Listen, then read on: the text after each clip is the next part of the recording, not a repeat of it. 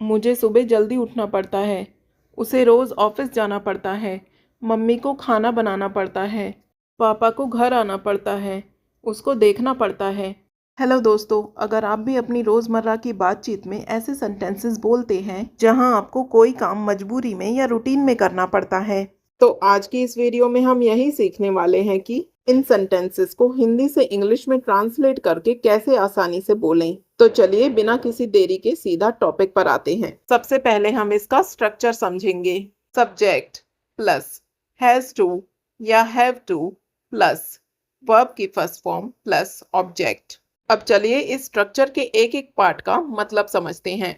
Subject का मतलब होता है कर्ता, जिसे हम इंग्लिश में डूअर भी कहते हैं, यानी जो काम करता है उसे हम सब्जेक्ट कहते हैं। जैसे I, you, he, she, we, they.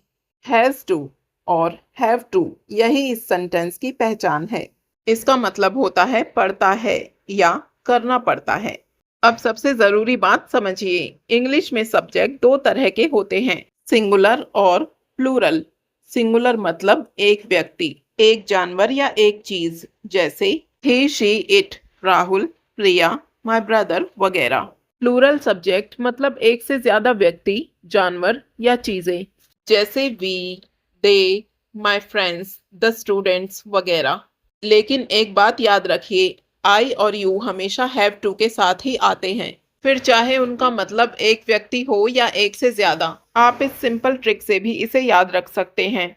He, she, it और किसी भी सिंगुलर सब्जेक्ट के साथ has to, I, you, we, they और किसी भी प्लूरल सब्जेक्ट के साथ हैव टू। नेक्स्ट है वर्ब। वर्ब का मतलब होता है एक्शन यानी क्रिया। कोई भी काम, जैसे ईट खाना, गो जाना, स्टडी पढ़ना, प्ले खेलना, वेकअप उठना, ये सभी एक्शंस वर्ब कहलाते हैं। ध्यान रहे, हैज टू और हैव टू के बाद हमेशा वर्ब की फर्स्ट फॉर्म ही आती है। जैसे he has to study, they have to work. Study और वर्क दोनों ही वर्ब की फर्स्ट फॉर्म है। अगला है ऑब्जेक्ट। ऑब्जेक्ट का मतलब होता है जिस चीज पर एक्शन हो रहा हो उसी को हम ऑब्जेक्ट कहते हैं। जैसे he has to study English, उसे अंग्रेजी पढ़नी है, यहाँ इंग्लिश ऑब्जेक्ट है। She has to go to school, उसे स्कूल जाना है, यहाँ स्कूल ऑब्जेक्ट है। अब जब आपने स्ट्रक्चर के हर एक पार्ट को समझ लिया है तो चलिए इसके सेंटेंसेस देखते हैं। मुझे सुबह जल्दी उठना पड़ता है। I have to wake up early in the morning, उसे रोज ऑफिस जाना पड़ता है। He has to go to office daily, mummy को खाना बनाना पड़ता है। Mom has to cook food, papa को देर से घर आना पड़ता है। Dad has to come home late, उसको सब देखना पड़ता है। He has to manage everything, हमें रोज पढ़ाई करनी पड़ती है। We have to study every day, तुम्हें पैसे कमाने पड़ते हैं। You have to earn money, उसे कपड़े धोने पड़ते हैं। She has to wash clothes, हमें बस का इंतजार करना पड़ता है। We have to wait for the bus, Rohan को पैदल चलना पड़ता है। Rohan has to walk on foot. अब बात करते हैं नेगेटिव सेंटेंसेस की, यानी ऐसे सेंटेंसेस जिनमें हमें कहना हो कि ऐसा नहीं करना पड़ता है। इन सेंटेंसेस में स्ट्रक्चर लगभग सेम रहता है, बस वाक्य को नेगेटिव बनाने के लिए हमें डोंट या डजंट का यूज करना पड़ता है। डोंट डू नॉट की शॉर्ट फॉर्म है और डजंट डज नॉट की शॉर्ट फॉर्म है। इनका यूज किसी वाक्य को नेगेटिव बनाने के लिए किया जाता है, यानी जब हमें कहना हो कि नहीं करना पड़ता है तब हम डोंट या डजंट का यूज करते हैं।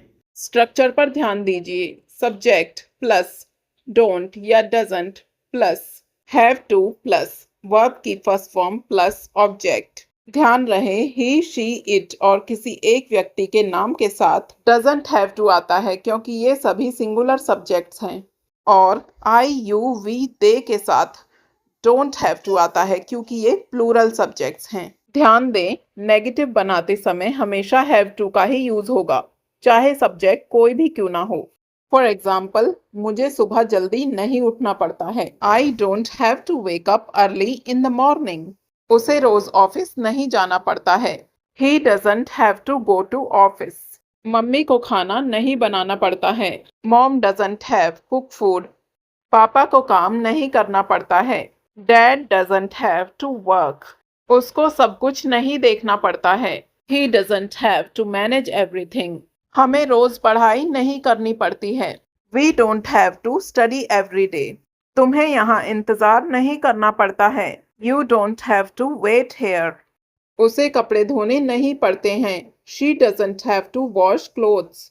हमें पैदल नहीं चलना पड़ता है। We don't have to walk on foot. Rohan को झूठ नहीं बोलना पड़ता है। Rohan doesn't have to tell a लाई।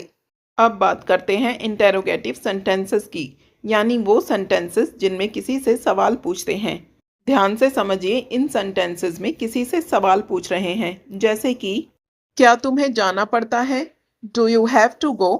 क्या उसे पढ़ना पड़ता है? Does she have to study? जैसा कि आपने देखा, सवाल पूछने के लिए डू या डज को पहले लगाया जाता है, यानी डू या डज को सब्जेक्ट से पहले लगाया जाता है।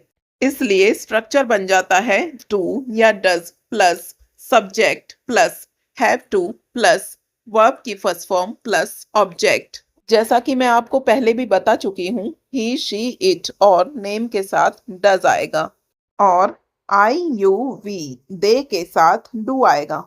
देखिए, सिर्फ एक बदलाव हुआ है, डू या डज पहले आ गया है और सेंटेंस सवाल बन गया है। फॉर एग्जाम्पल, क्या तुम्हें सुबह जल्दी उठना पड़ता है? Do you have to wake up early in the morning? क्या उसे रोज ऑफिस जाना पड़ता है? Does he have to go to office daily? क्या मम्मी को खाना बनाना पड़ता है? Does mom have to cook food? क्या पापा को देर से घर आना पड़ता है? Does dad have to come home late? क्या उसको देखना पड़ता है? Does he have to look after it? क्या हमें रोज पढ़ाई करनी पड़ती है? Do we have to study every day? क्या तुम्हें पैसे कमाने पड़ते हैं? Do you have to earn money? क्या उसे कपड़े धोने पड़ते हैं? Does she have to wash clothes? क्या तुम्हें बस से जाना पड़ता है? Do you have to go to by bus? क्या रोहन को पैदल चलना पड़ता है? Does Rohan have to walk on foot? तो दोस्तों, ये था हैज़ टू और हैव टू का पूरा कॉन्सेप्ट।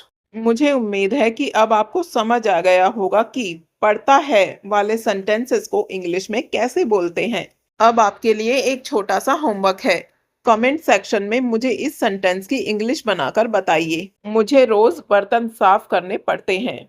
अगर वीडियो पसंद आई हो तो लाइक ज़रूर करें, अपने दोस्तों के साथ शेयर करें और चैनल को सब्सक्राइब करना ना भूलें। मिलते हैं नेक्स्ट वीडियो में, तब तक के लिए keep practising and keep learning.